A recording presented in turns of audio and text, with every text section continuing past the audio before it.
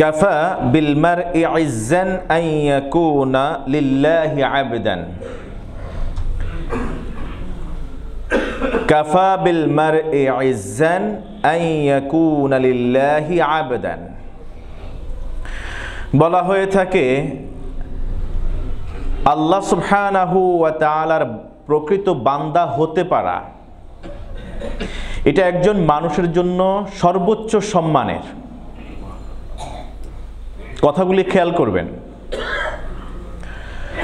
কাফা বিল মারই ইজ্জান, একজন মানুষের জন্য সম্মানিত হওয়া যথেষ্ট যদি আন ইয়াকুনা লিল্লাহি আবদান, সে প্রকৃত পক্ষে একজনের গোলাম হতে পারে।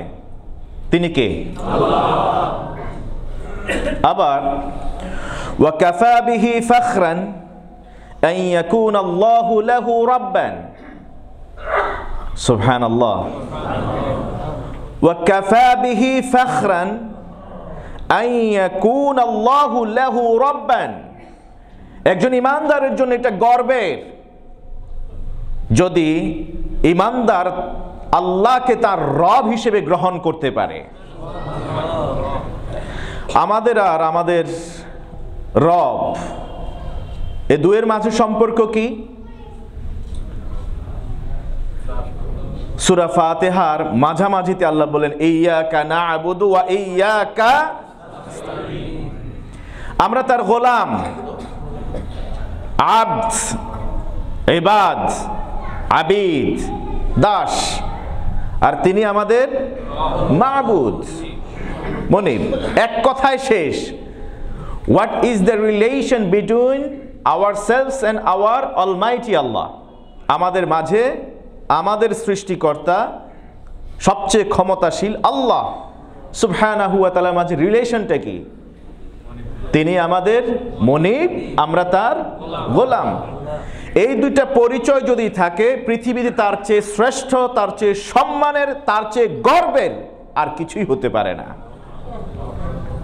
এর বাইরে আর কোনো গর্ব নাই, এর বাইরে আর কোনো সম্মান নাই, এর বাইরে যত যাই থাকুক না কেন, আর্থলি, ওয়ার্ল্ডলি যত খ্যাতি থাকুক না কেন, এটা আসমান পর্যন্ত পৌঁছায় না, এটা জমিনের নিচে যাবে না যদি এই রিলেশনটা না থাকে।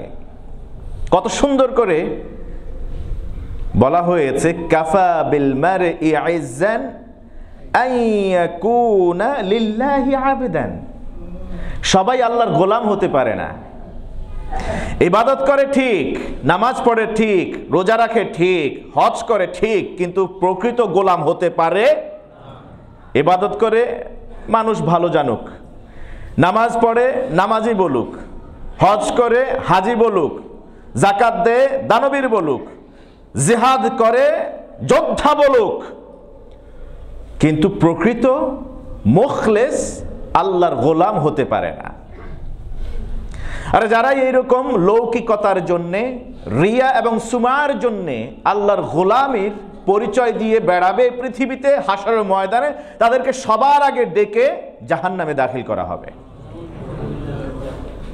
এবারে সে যত বড় আলেম হোক, যত বড় দানবীর হোক না কেন, সে যত বড় যোদ্ধাই হোক না কেন, যাবে কোথায়?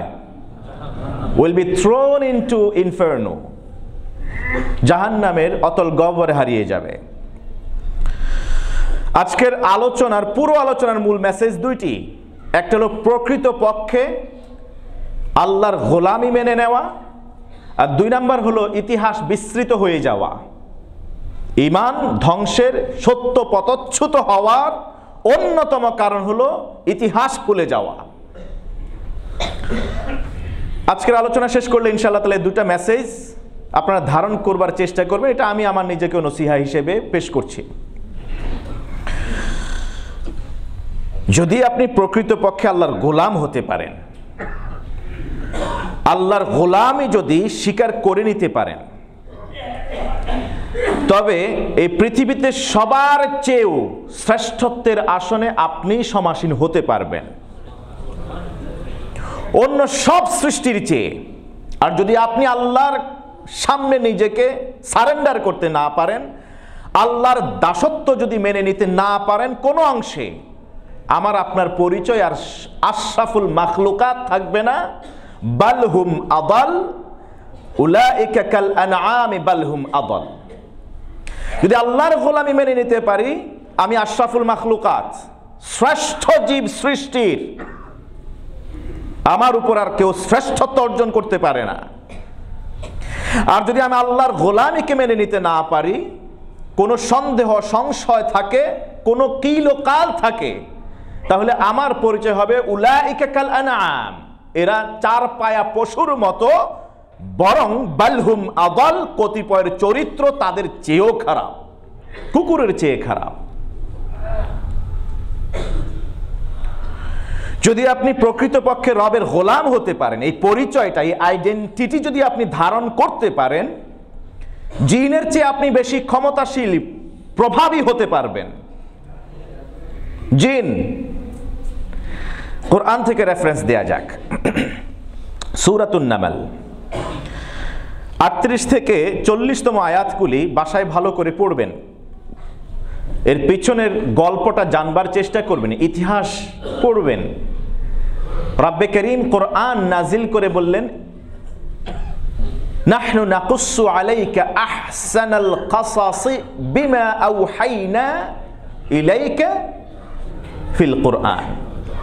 কোরআনে আমি যা বর্ণনা করেছি এর মধ্যে একেবারে সবচেয়ে উৎকৃষ্ট মানের নোবেল উপন্যাস, স্টোরি আমি আল্লাহ তাআলা শেয়ার করেছি। লিয়াদাব্বারু আয়াতি, যেন আমার নিদর্শনগুলিকে বুঝতে পারে। এই উপমার মধ্যে, এই হিস্ট্রির মধ্যে, এই স্টোরির মধ্যে রয়েছে জ্ঞানবানদের জন্য খোরাক। ইতিহাস পড়বেন, সূরাতুন নামলের 38 থেকে, বলেন তো কত নাম্বার আয়াত? মনে থাকবে বাসায় যায়? 40তম আয়াত, যেখানে আপনারা জানেন হুদহুদ পাখি যখন এসে বলল, আপনার কাছে আমি সাবা থেকে একটা নাবা এনেছি, একটা সংবাদ এনেছি, সেখানে সূর্যের পূজা করে একেবারে রানী থেকে সবাই, উপঢৌকন পাঠানো হলো, দিনের দাওয়াত দেয়া হলো, সভাসদদের পরামর্শক্রমে উপেক্ষা করা হলো। তখন তিনি নিজেই যাবেন, তাকে ইনভাইট করলেন। দীর্ঘ ইতিহাস, রানী আসবেন। এখন রানীকে বসানোর জন্য উপযুক্ত আসন দরকার, সেই আসনটা কে নিয়ে আসবে? قال يا أيها الملأ أيكم يأتيني بعرشها قبل أن يأتوني مسلمين। নবী সুলাইমান, বাদশাহ সুলাইমান বললেন তার সভাসদদেরকে, সভাসদের মধ্যে কারা সদস্য, সাংসদ কারা? মানুষ, জিন, পাখি, অন্যান্য সৃষ্টি।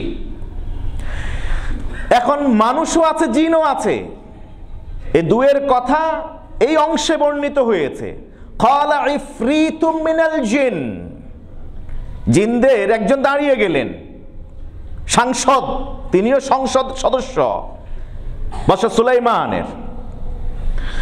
ক্বালা ইফরিতুম মিনাল জিন, জিন বললেন, আনা আতিকা বিহি ক্বাবলা আন তাকুমা মিন মাকামিক। বাদশাহ, নামদার, আপনি আপনার সিংহাসন থেকে, এই কুরসি থেকে, বসা থেকে উঠা, এই সময় যত সময় লাগে, আপনি দাঁড়ানো শেষ হতে হতে আমি ওই আরশটা, সিংহাসনটা, ওই রানীর ওই আসনটাকে আপনার সামনে নিয়ে আসব। এই কথা কে বলেছে, মানুষ নাকি জিন? জিন।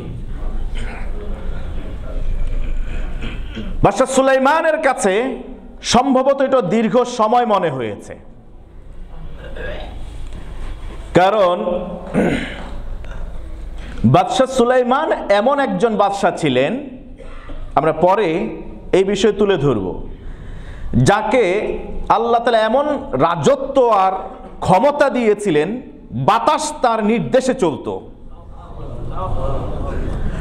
সকালবেলায় 1 মাসের রাস্তা ভ্রমণ করতেন, সন্ধ্যাবেলায় 1 মাসের রাস্তা তিনি ভ্রমণ করতেন। সুবহানাল্লাহ। তো এত ক্ষিপ্র গতিতে চলেন, তার কাছে এটা আমার মনে হয়েছে তাফসীর পড়ে, এটাও দীর্ঘ সময় তিনি অপেক্ষা করছিলেন আর কেউ এই ক্ষেত্রে কথা বলেন কিনা। কিছুক্ষণ পরে قال الذي عنده علم قال الذي عنده علم من الكتاب أنا آتيك به قبل أن يرتد إليك طرفك। বাদশা নামদার, ওটা দীর্ঘ সময় লাগবে, জিনে যা বলছে আপনাকে, আপনার সাংসদ, আমি একজন মানুষ।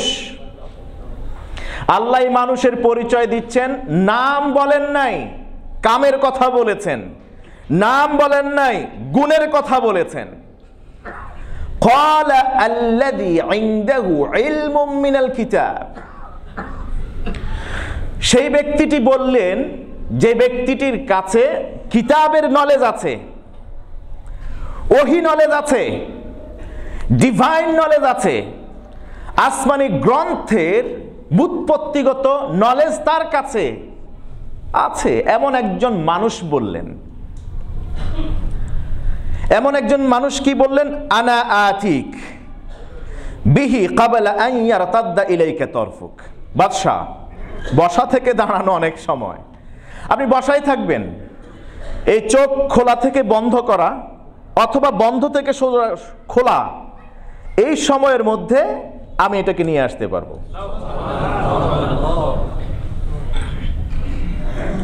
এটাকে আমি বানোয়াট কথা বলছি? কোন সূরা? সূরাতুন নামল। কততম আয়াত? 38 থেকে 40 পড়ে দেখেন, বাকি ইতিহাস আগে পরে পাবেন। জিন, তাকে আল্লাহ তাআলা আগুন দিয়ে বানিয়েছেন, মানুষ মাটি দিয়ে বানিয়েছেন। তো বান্দা হওয়ার কারণে, ইলমে ওহীর জ্ঞানে, বুৎপত্তিগত জ্ঞান অর্জন করার কারণে, আল্লাহর মেসেজগুলি ধারণ করার কারণে তার মর্যাদা কোথায় চলে গেছে? জিনের চেয়েও সে শক্তিশালী। সুবহানাল্লাহ। এজন্য আমার আপনার পরিচয় কি হওয়া দরকার? কথা বলেন। আমি খতিব, এটা পরিচয়? আমার পরিচয় কি? আমি আল্লাহর গোলাম। এটা শুধু মুখে বললে হবে না, এটা ধারণ করতে হবে চেতনায়, প্রমাণ করতে হবে আমলে, কাজে কর্মে। শুধুমাত্র বলে বাড়াইলে হবে না, ঠিক কিনা বলেন? এখন তো অনেকেই আছে জীবনে কোনোদিন পাসপোর্টে করে না, সে আন্তর্জাতিক ক্ষতি সম্পন্ন হয়ে গেছে, আছে না এরকম? তা আমরা এরকম অনেকে আছি যে আমরা আল্লাহর গোলাম বলে দাবি করে, মুসলমান বলে দাবি করে, আসলে ওয়ামা হুম বিমুমিনিন, ইমানদার বলে দাবি করে। আল্লাহ বলতেছেন আসলে এরা যতই দাবি করুক, ইমানদারের সার্টিফিকেট তো আমি দেই, আমি তো জানি তারা পরীক্ষায় ফেল নাকি পাস, এরা আসলে ইমানদার না। আপনি যদি প্রকৃতপক্ষে একজন আল্লাহর গোলাম বা দাসে পরিণত হতে পারেন, এটা ছোট পদ না। আল্লাহর কাছে গোলাম হওয়া সবচেয়ে বড় পদ। আপনি যদি আল্লাহর কাছে গোলাম হতে পারেন, এটা সবচেয়ে বড় পদ।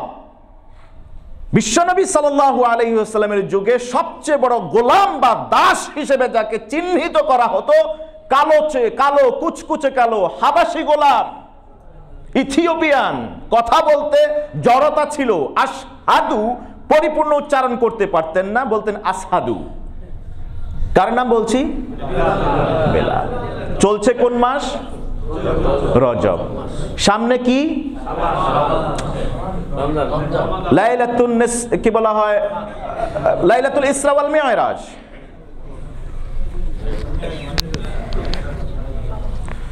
বিশ্বনবী কি ঊর্ধ্ব জগতে গিয়েছেন নাকি যাননি?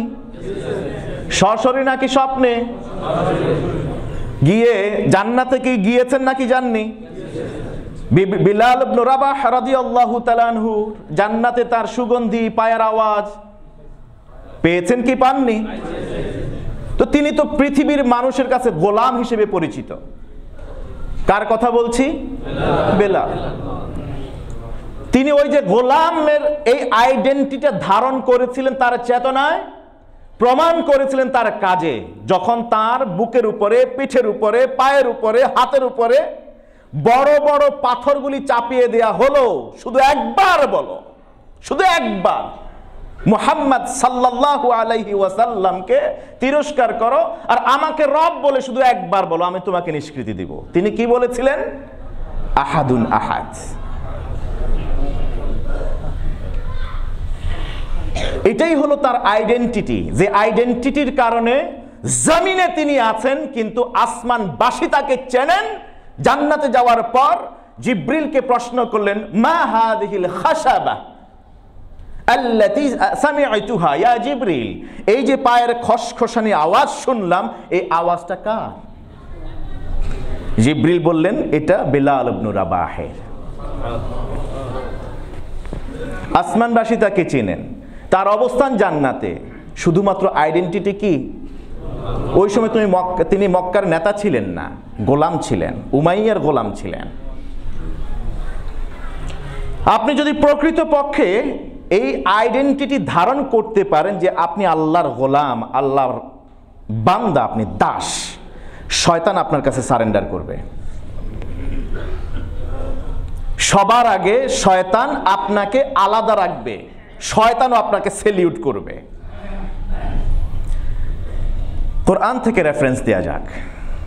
সূরাতুল হিজর 39, 40, 41তম আয়াত। ইবলিস তাকে যখন মারদুদ করা হলো, রাজিম করা হলো, জান্নাত থেকে বের হয়ে যেতে বলা হলো, ইবলিস বলল, রব্বি বিমা আগওয়াইতানি লাউযায়্যিনান্না লাহুম ফিল আরদি ওয়া লাউগবিয়ান্নাহুম আজমাইন।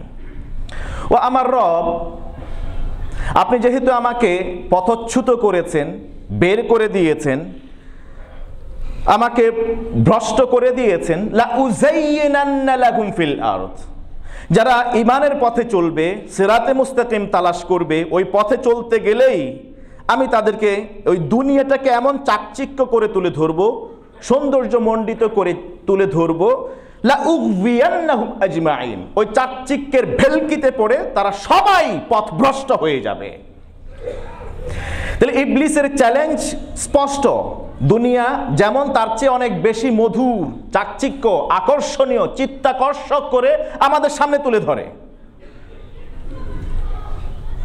এই যে ঘন্টার পর ঘন্টা স্ক্রলিং করে করে যে রিলস দেখছি, এটা শয়তানের ধোঁকা ছাড়ার কিছু না।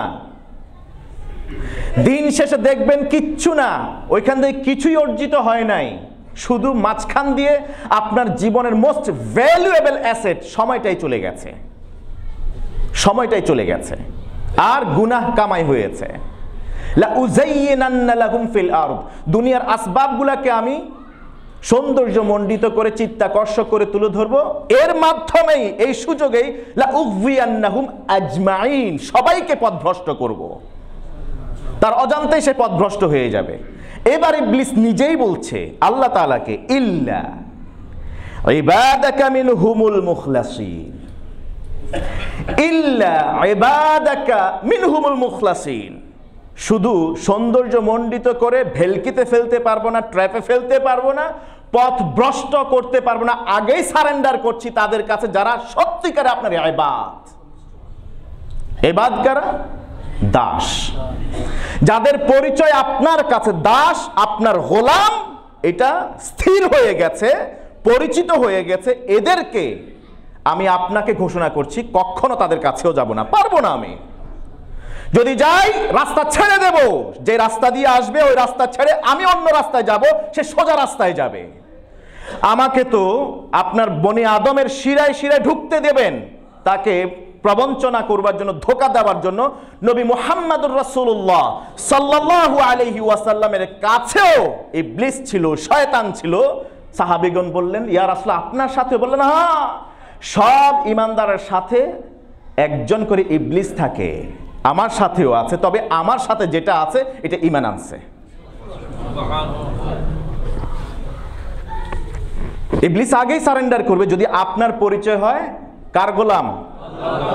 সমস্যা হলো আমরা আল্লাহর গোলাম পরিচয় না দিয়ে আমরা অমুকের গোলাম তমুকের গোলাম, এই পরিচয় সেই পরিচয়, এই আইডেন্টিটি ওই আইডেন্টিটি ধারণ করি বিধায় আজকে আমাদের এই অবস্থা। এবার রব্বে করিম কি বলছেন এরপরের আয়াতে, ইন্না ইবাদি লাইসা আলাইহিম লাইসা লাকা আলাইহিম সুলতান। সুবহানাল্লাহ। আমি যাদের গায়ে কপালে একটা ট্যাগ দিয়ে দিয়েছি আমার দাস, আমার গোলাম, লাইসা লাকা আলাইহিম সুলতান, তাদের উপরে তুমি শয়তান ইবলিসের কোনো কর্তৃত্ব চলবে না। সুবহানাল্লাহ।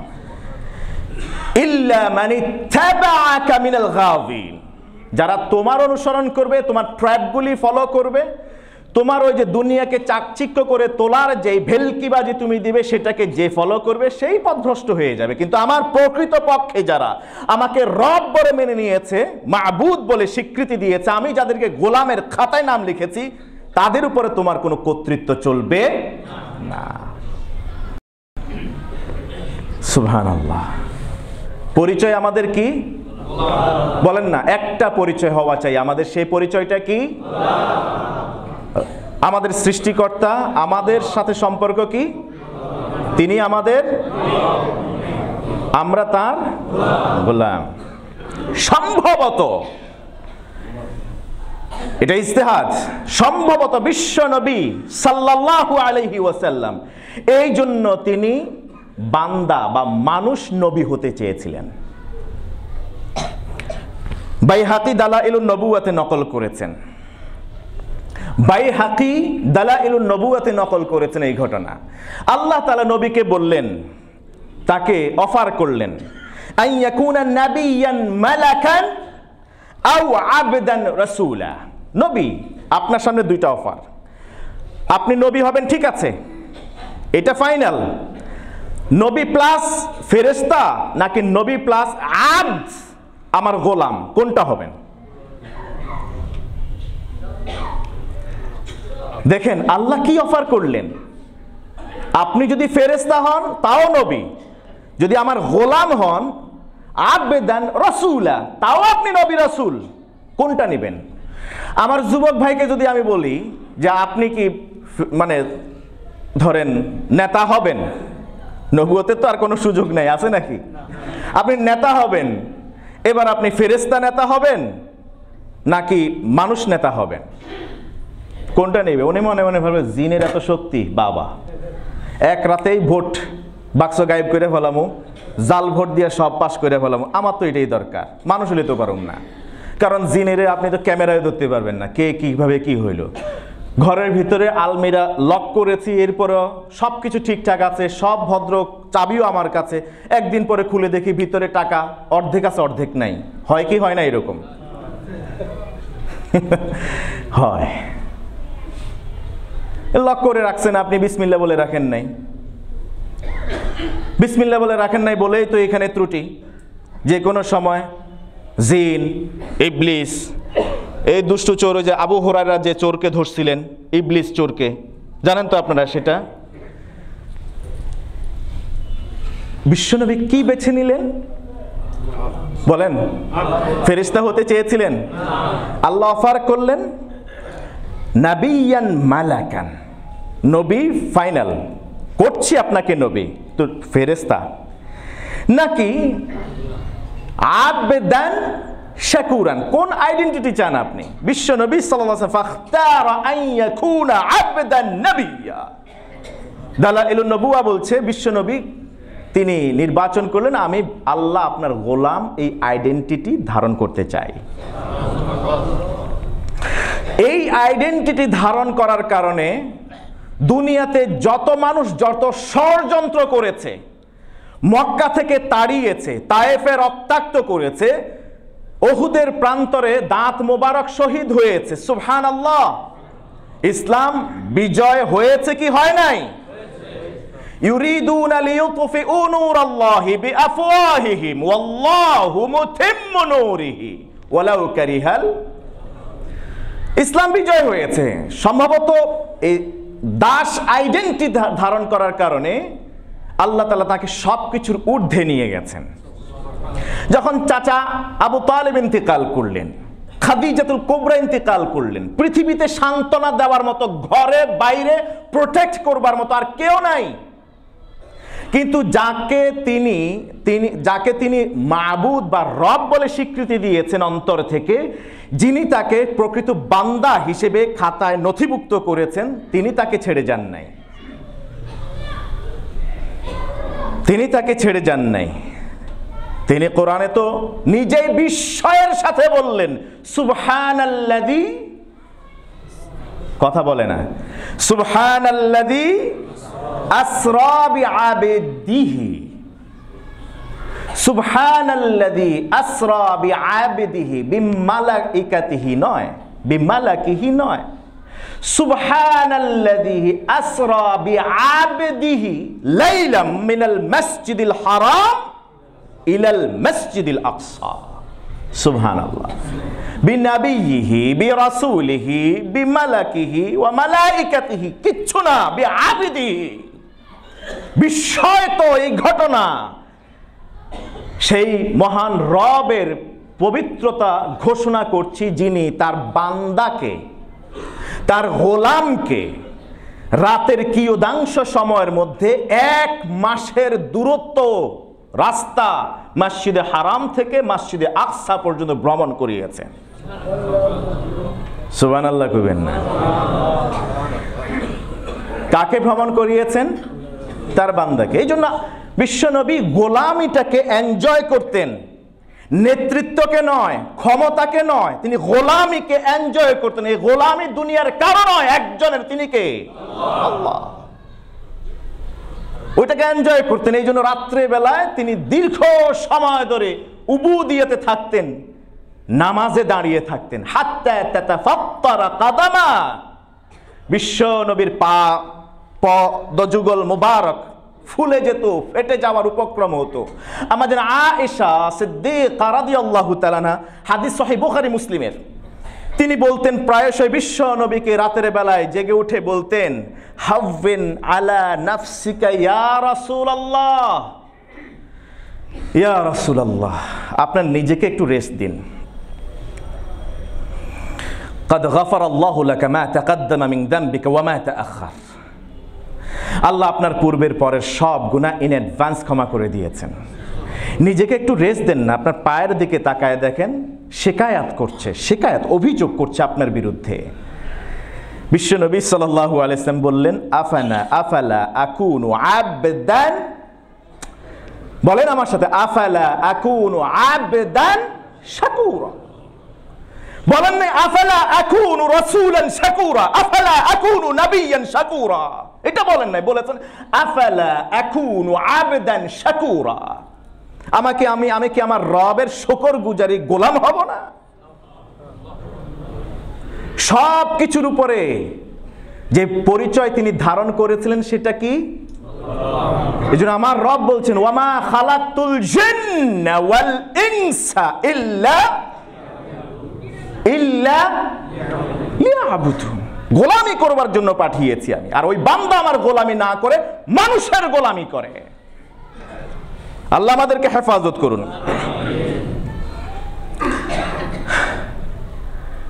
ইসরা মিরাজ সংগঠিত হয়েছিল ঈমানদারের পরীক্ষার জন্য, বিশ্বনবীর পরীক্ষা না। বিশ্বনবীকে ইসরা করিয়েছিলেন লিনুরিয়াহু মিন আয়াতিনা। সূরা ইসরার প্রথম আয়াতে আল্লাহ বলছেন, কেন আমি করিয়েছি? লিনুরিয়াহু মিন আয়াতিনা, আমার নিদর্শনগুলি দেখানোর জন্য। আমি কি প্রস্তুত করে রেখেছি? ইলমুল ইয়াকিন হাসিল করবার জন্য আমি আমার গোলাম, আমার রসুল। আবার অনেকে এটাকে মাইন্ড করে নিজেকে গোলাম পরিচয় দিতে। বিশ্বনবী কি বলেন সহিহ বুখারী মুসলিমের হাদিস, লা তুতরুনি কামা আফরাতিন নাসারা ইবনা মারিয়াম, ও আমার উম্মতেরা, আমার এত প্রশংসা করো না যে প্রশংসা করতে করতে কে কারা? খ্রিস্টানরা তাদের নবী ঈসাকে খোদা বানিয়ে দিয়েছে। ফাইন্নী আনা আবদুল্লাহ, আমার একটাই আইডেন্টিটি, সেটা কি? আনা আবদুল্লাহ, আমি কার গোলাম? ওয়া রাসূলুহু, সাথে সাথে আমাকে আল্লাহ তাআলা তার দায়িত্ব, রিসালাতের দায়িত্ব দিয়েছেন। ফাকুলু আব্দুল্লাহ, আমার পরিচয় সবার কাছে বলবে আমি কার গোলাম? আল্লাহর গোলাম।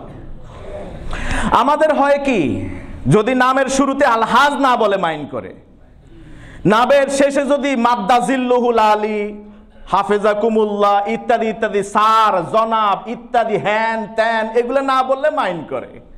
আমার নবী বলেন আমার নাম অনলি মুহাম্মদ। সুবহানাল্লাহ। আমাদের কত কত আলেমের নাম খুঁজেই পাওয়া যায় না, 4 লাইন ধরে হইল গিয়ে তার শুধু খেতাব আর খেতাব। শীতকাল চলতেছে, আপনারা বুঝবেন। এখন পোস্টার একটা লাগায়, পোস্টারে আর জায়গা থাকে নাই, ছোট ছোট ছোট পিঁপড়ার সাইজের মতো করে, এত লেখা কোথায় জায়গা ধরাবে? আমার নবীর নাম অনলি কি? মুহাম্মদ। পরিচয় আব্দুল্লাহ ওয়া রাসূলুহু। ঈমান আনেন কি দিয়ে বলেন তো? ঈমান আনেন কি দিয়ে?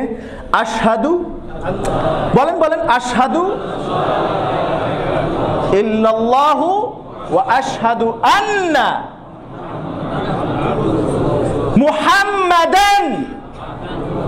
এরপরে কি?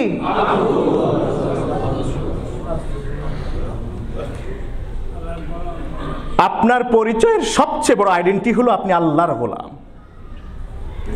এটাকে মেনে নেন, কোনো হয়রানি থাকবে না। আল্লাহর সাথে আপনার সম্পর্ক সুদৃঢ় করুন, গোলাম হিসেবে কোনো অভাব থাকবে না। আল্লাহর সাথে সম্পর্ক সুদৃঢ় মজবুত করুন, খোদার কসম করে বলি কোনো ভয় থাকবে না, কারণ তারা আল্লাহর বন্ধু। যারা আল্লাহর গোলাম তারা আল্লাহর বন্ধু। আল্লাহ বলছেন আলা ইন্না আউলিয়া আল্লাহ লা খাউফুন আলাইহিম ওয়া লা হুম ইয়াহজানুন।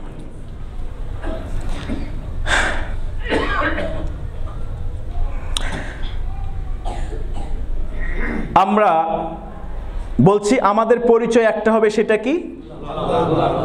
কার গোলাম? আল্লাহর গোলাম। বিশ্ব নবীকে আল্লাহ নিয়েছেন, তার আসমানে, জান্নাতে, জাহান্নামে কি কি প্রস্তুত করে রেখেছেন এটা দেখানোর জন্য, লিনুরিয়াহু মিন আয়াতিনা। আর এই ঘটনাটাকে আমাদের জন্য, জমিনবাসীর জন্য এটা পরীক্ষা। আল্লাহ বলছেন ওয়ামা জাআলনা রুইয়া আল্লাতী আরাইনাকা ইল্লা ফিতনা। ফিতনা মানে হলো ইখতিবার, পরীক্ষা। নবী হে, মেরাজে আপনাকে ঊর্ধ্ব জগতে আমি নিয়েছি, নেয়ার পরে যেই সব অদৃশ্য জিনিস আমি আপনাকে অবলোকন করিয়েছি, জান্নাতে নিয়েছি, জাহান্নামে কাকে কি কারণে শাস্তি দেওয়া হচ্ছে এটা দেখিয়েছি। এই সব কিছু দেখানো আপনাকে আমি দেখানোর ইচ্ছা করেছি, যাতে করে আপনি যে তাবলীগ এবং রিসালাতের দায়িত্ব পালন করছেন ইয়াকিনের সাথে করতে পারেন, দেখে দেখে করতে পারেন।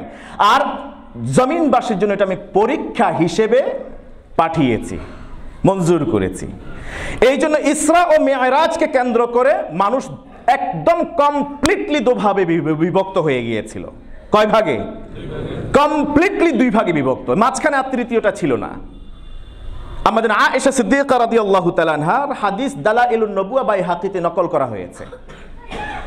তিনি বললেন, যখন বিশ্বনবী ফিরে আসলেন, আসার পরে এবার যাদের মনে একটু সংশয় আছে, নিফাকি আছে, যারা আল্লাহর আইডেন্টি গ্রহণ করতে পারে নাই, ধারণ করে নাই, ব্যাজটা পরে নাই, ট্যাগটা মারে নাই, তারা ফারতাদ্দা, তারা মুরতাদ হয়ে গেছে। অসম্ভব ব্যাপার, এটা আদৌ সম্ভব নাকি? এই ঘটনা কি আদৌ সম্ভব? মেনে নেওয়া যায়? এতদিন তো মনে হচ্ছিল মানুষটা সত্যবাদী, এটা ভালো কথা বলে, এর কাছে ছিলাম, অনেক কিছু দেখেছি, এটা তো আমার কমন সেন্সেও আসে না। কি করে রাতের এই অংশে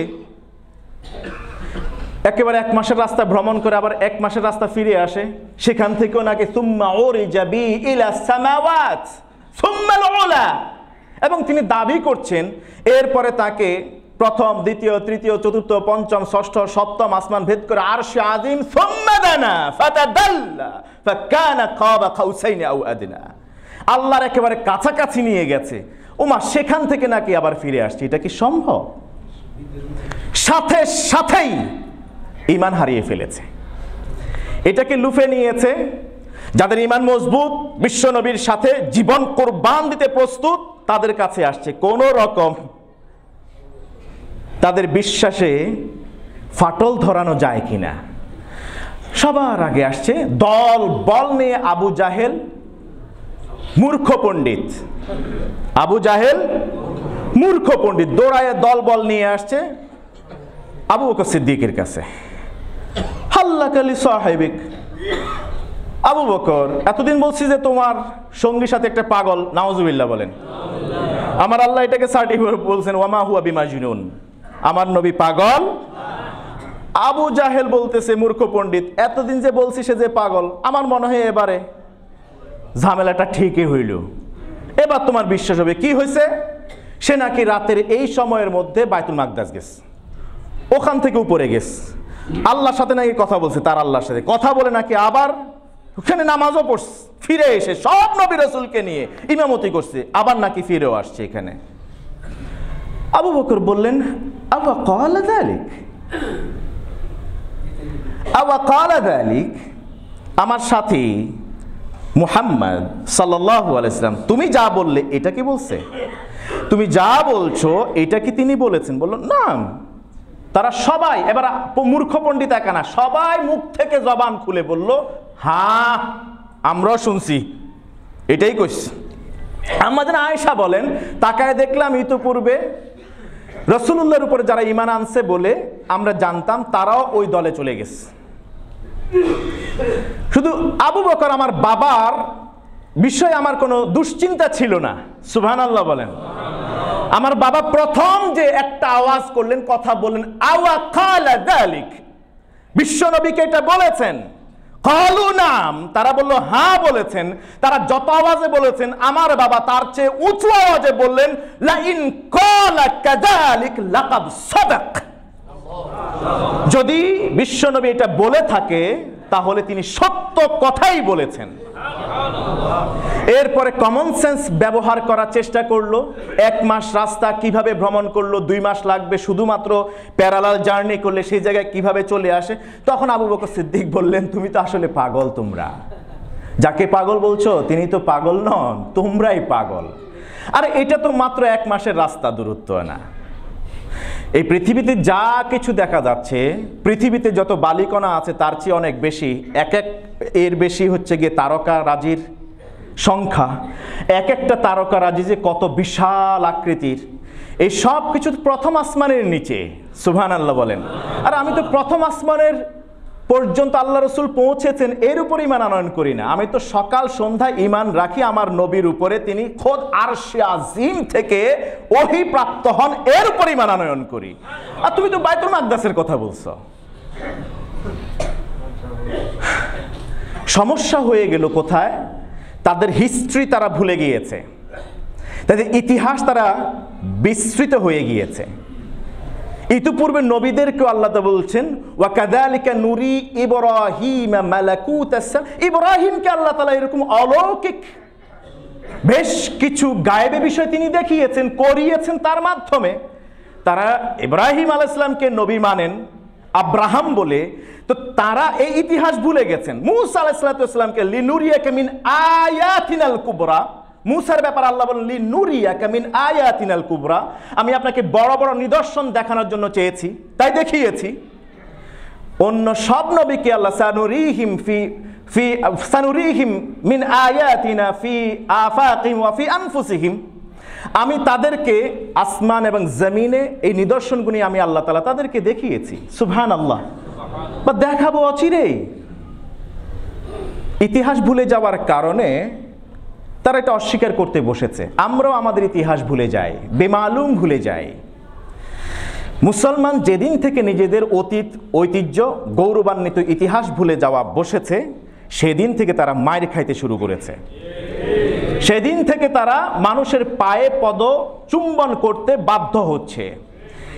যদি তারা গৌরবোজ্জ্বল সেই ইতিহাসের কথা জানতো, তাহলে কোনো ফ্যাসিস্ট, কোনো জুলুম, কোনো জালেম দ্বিতীয়বার আসতে পারতো না। আমার সময় পারমিট করছে না। যদি আল্লাহ আমাকে বাঁচিয়ে রাখেন আগামী জুমায়, তারা কোন কোন ইতিহাস ভুলে গিয়েছিল। বিশ্বনবীর এই লাইলাতুল ইসরা এবং মেরাজ নিয়ে আমরা আরেকটি জুমা কথা বলবো ইনশাআল্লাহ তাআলা। আশা করি এই মেসেজগুলি আমরা ধারণ করব, এই মেসেজগুলি আমরা আমাদের চেতনায় নেব, কাজে বাস্তবায়ন করার চেষ্টা করব। আজকে শুধু একটা অংশ ক্লিয়ার করার চেষ্টা করেছি। আমাদের একটা আইডেন্টিটি হবে, সেটা কি? আওয়াজ দিয়ে বলুন, সেটা কি? আপনি কোন দল করেন, আপনি কি করেন না করেন আমার দেখার দরকার নেই। আমার দেখার একটাই কথা, যারা আমাকে শুনেন, যারা কোরআনকে মানেন, যারা নিজেদের আইডেন্টিটি মুসলিম আর ইমানদার বলে দাবি করেন, একটাই সম্পর্ক আপনি তৈরি করেন রবের সাথে, সেটা হলো আমাদের পরিচয় কি?